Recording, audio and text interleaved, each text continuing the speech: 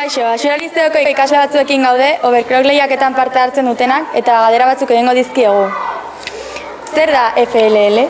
Bueno, FLL mundu mailan jokatzen den lehiaketa bat da. Munduan gutxi gorabehera 1000 talde daude, eta nahi duena da 10 eta 16 urte bitarteko gaztei zientzia eta teknologia hurbildu. Zein da aurtengo gaia?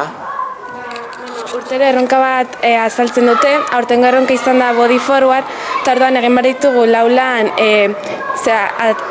gai honen inguruan, biomedikuntza eta bioingeniaritzarekin erlazionaturik. Ze atal daude lehiaketan? Lehiaketa honetan daude 3 atal, lehenengo proiektu zientifikoa, guk proiektu bat pentsatuta hori garatu behar dugu. Bigarrena proiektu tekniko bat, robotarekin zerikusia duena, eta hirugarrena talde lana, taldean nola lan egin dugun eta azaltzea. Nola joan da orain artekoa? Orain arte lanean egon gera tal guztietan, eta orain ari gana prestatzen ari gara azkeneko lehiaketa hau tokatzen zegolako.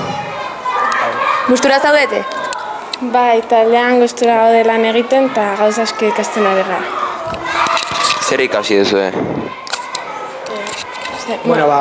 Gauza tekniko eta aparte, nola programatzen den, edo nola eraman akta batzuk, edo estelak nola prestatu, horretaz aparte, taldean hobeto lan egiten, edo hori da, taldean nola hobeto funtzionatu. Noiz da aurrengo lehiaketa eta nun? Larunbat honetan, dakagu Bilbon estatu mailako lehiaketa.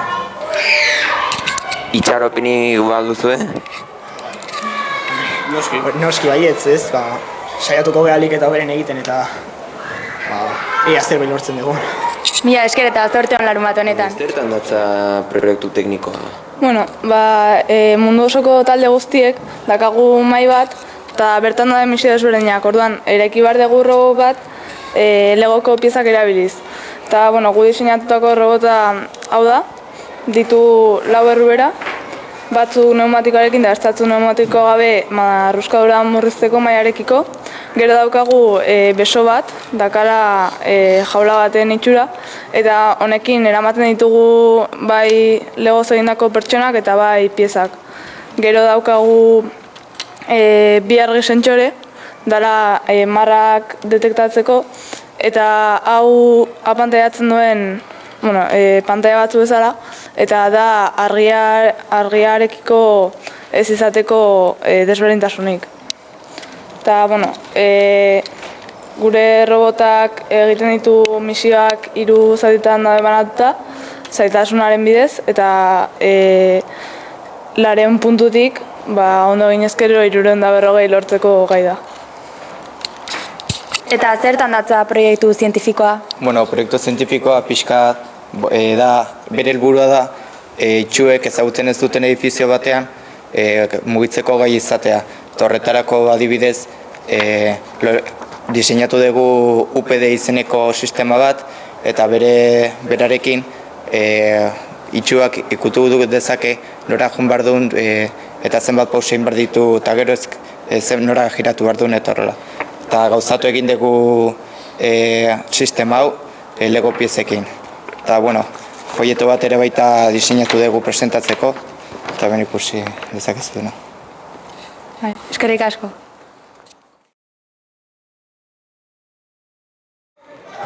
Egunon jaun Andreok, ITB zuzenan Bilbotik proiektu zientifikoaren azken proiektua azaltzeko.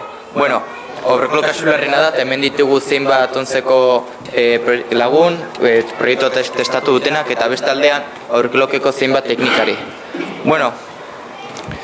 Bide luze egin duzue honaino iristeko, ezta? Bai, hainbat aurre proiekturen ondoren, hainbat enpresen laguntza jaso genuen. Hemen, CEI Donostiakoa, Donostia Ospitalekoa, Teknalia Donostiakoa eta Zikturgunekoa, eta hemen aipatzekoa da Gaizka San Bizente zientzialariaren laguntza. Azaldu diezaguzu zeintu dian proiektu honen helburak eta zer da proiektua? Bai, guk araturiko ukipen plano dinamikoen sistema ikusmen arazoak dituzten pertsonentzako braille lerroan eta ukimen kartografian dago oinarriturik. Gure sistemak 2 helburu ditu. Ikusmen arazoak dituzten pertsonak eraikin ez ezagunetan orientatzen laguntzea eta bigarrena sentikortasuna piztea. Orduan, honetarako bi gurasoak itxu dituen Oskar Villanuevarekin jarri ginen kontaktuan eta praktika bat ere garatu genuen. Bueno, zeintzu dira proiektu honen ildo nagusiak? Ba, begira. UPD sistema UPD eraikinetan bakarrik aplika daiteke.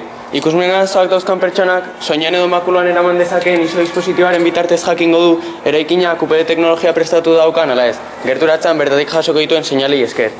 Eraikinaren leku jakin batean UPD unitate dago, eta bertan ni sistema aurkitzen da, itxu bakoitzako individual batez identifikatzen duena. Horrez gain, sareratik unitaterako bidean, pertsonaren pausaren luzera neurtzen duen podometra dago, eta honek gainera datuak unitatera bidaltzen ditu planoak neurri horietara egokituak agertzeko. UPD unitatea fisikoki konsola baten antzekoa da, hemen azaltzen den bezala, eta dozen ezinduri egokituta dago. Ingenieria elektromekanikoa da eta ordenagailu baten estruktura du, hau da, 3 zatitan banatzen da. Lehenengo zatia dela sarrera unitatea non adibidez podometroan azaltzen den, urrengoa unitate bat informazio guztia prozesatzen duena, eta azkenik irtera unitatea non bozgorailua eta inprimagailua azaltzen diren, eta baita zoru bota hau dela gure robotaren aplikazioa proiektu zientifikoan.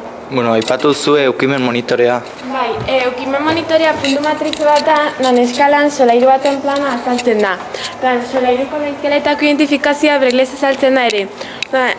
Matriza sortzuten puntuek altuera ezberdinak lor ditzakete, eta honen arabera jasoko da informazio guztia.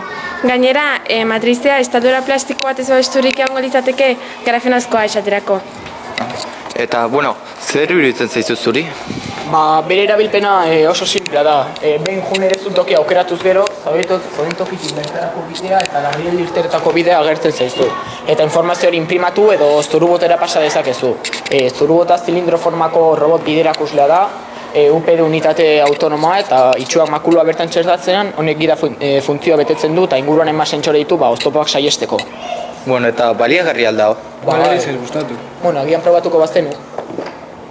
Eta nolabait gauzatu alduzue proiektu hau? Bai, puntu bat urrats bat eskalan oinarritutako solairu, legozko solairu baten planoa eraikitzen lagundu genuen 11ko laborategietan. Honek, ezberdinetara iristeko ibilbidea azalatuko luke, larrialdetarako ibilbidearekin batera, ardatz vertikal batzui esker. Bai, nik hori praktikan erabili nuen, ezta? Bueno, egia esan da, praktikan erabili genuen izan zen prototipo mekanikoen oinarria.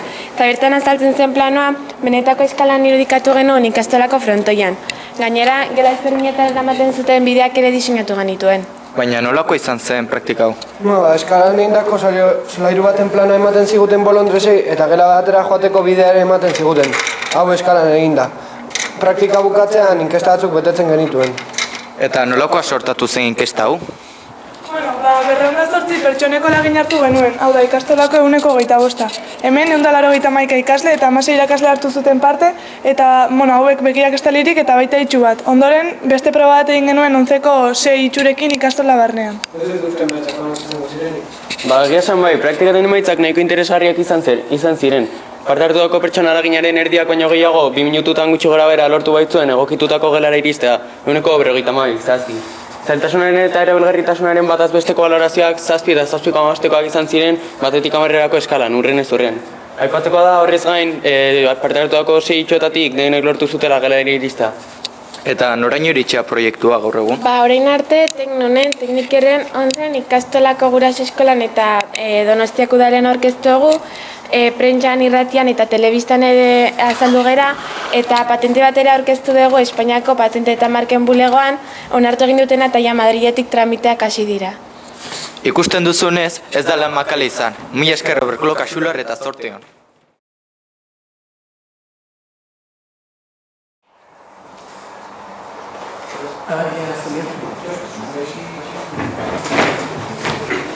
Eixo egunon, Oberkulo Kaxular taldea gara, eta hau da gure proiektu teknikoa.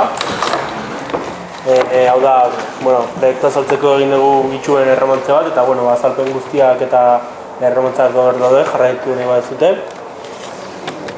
Eta, gero hau da gure bloga imprimatuta, eta, txapel hauek zuentzat.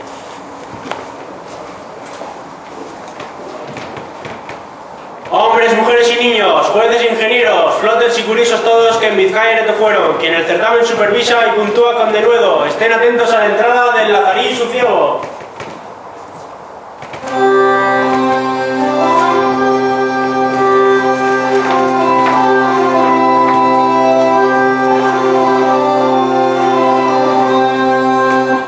Escuchad la bella historia de este artilugio del ego, de cómo la compañía en dos grupos dividieron. Para los unos trabajar en el científico proyecto y los otros dedicarse al ingenio por entero. Semanalmente notaban por estar todos al día, los sus escribanos actas hacen con caligrafía. No cambiaban de proyectos y las actas no leían, las puntuaciones en Excel con esmero recogían. Al principio del proyecto, la compañía reunióse, analizaron la mesa, el diseño y las misiones.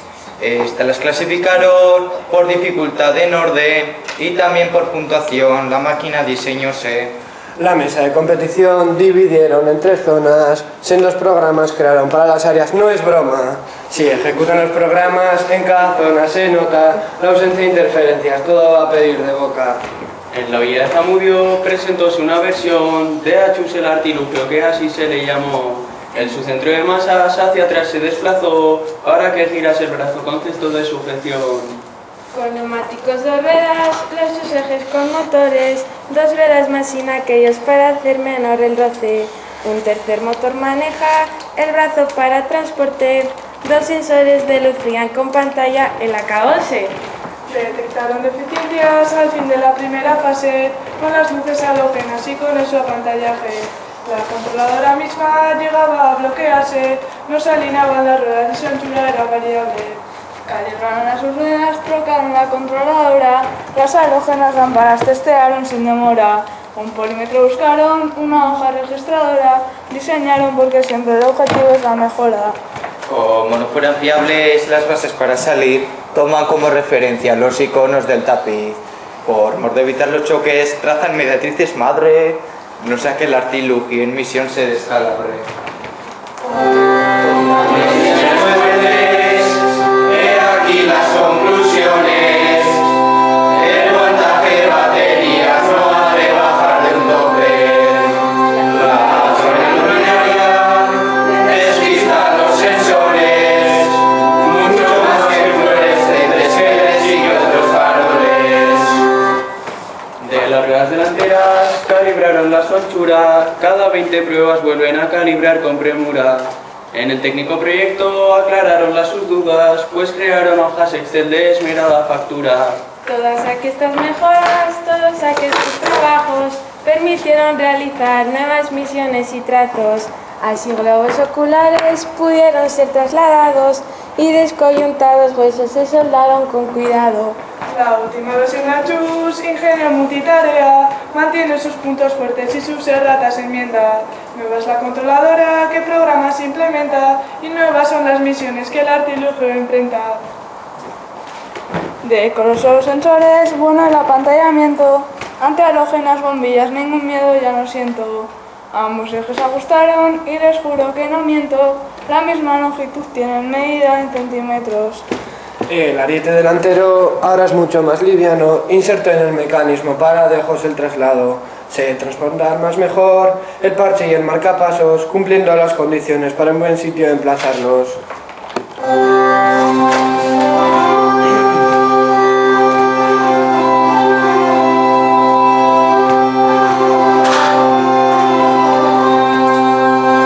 Así termina el romance, estas coplillas someras. Si quisiesen vuecencias y la voluntad nos dieran, la compañía Overclock lo agradeceríamos de veras.